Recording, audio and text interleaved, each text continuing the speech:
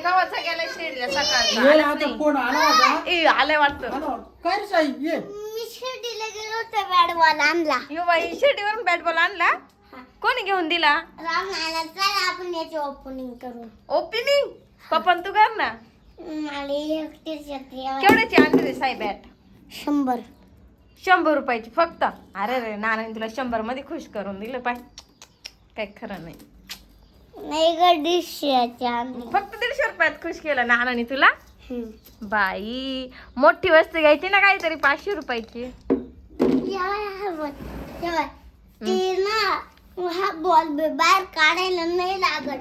फक्त बॅट बाहेर काढावं लागते आणि असं धरायचं असं. हा का? मला लागल तुला. मी काय म्हणते शिर्डीला गेल्या साईबाबाचं दर्शन घेतलं का?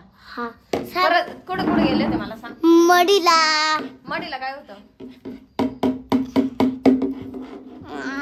फिरायला जायचं होतं. हा पण कोणता देव होता?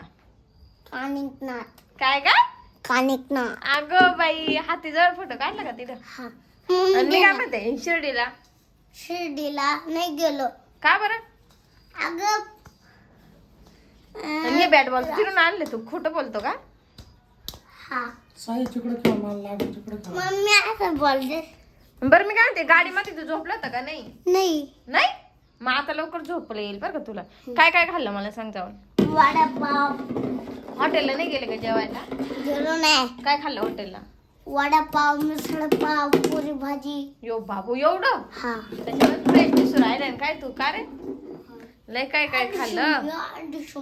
मम्मी असं धरून ठेवू एकदा. ओय, लागला ना माझ्या साई. निघ खेळायचं तर खेळायचं खेळू नको. माझ्या हाताच्या जोरात लागलं काय साई तू बी. असं शॉट मारत. आणि उद्या शाळेत हा आज सुट्टी घेतली ना. उद्या शाळेत जायचं टीचरांचा फोन आला होता. म्हटले साई गेला शिर्डीला. मित्रांनो मी बॅट बॉल आवडला तर